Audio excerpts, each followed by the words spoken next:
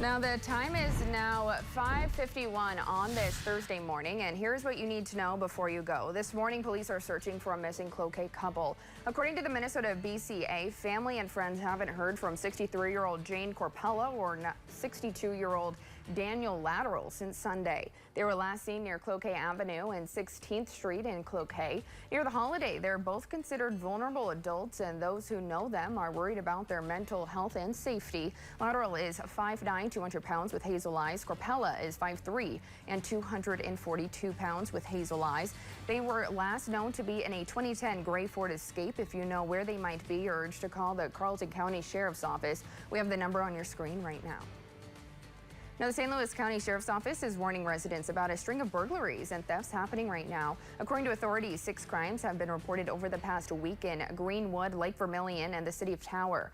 Cabins, seasonal homes, and storage units have all been broken into between 2 a.m. and 6 a.m. The county is asking folks to stay alert, check your property cameras, and call 911 if you notice anything suspicious. The investigation is still ongoing. We will continue to track any new developments and update you when we learn more. Now, the convicted ringleader of a human smuggling plot after a family of 4 froze to death at the Minnesota-Canada border has been sentenced to 10 years in prison. Harsh Kumar Patel was handed the sentence on Wednesday in a federal courtroom in Minnesota.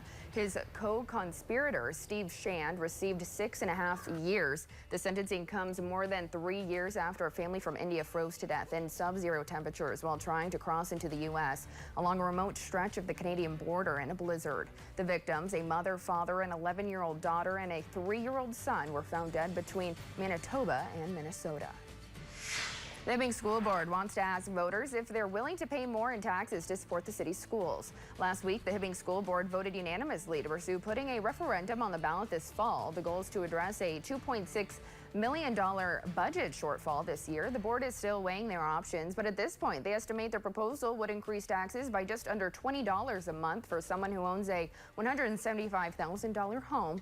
The school board will vote in August on whether to officially put the question on the ballot in November. This comes after the board already made more than $1 million in cuts earlier this year.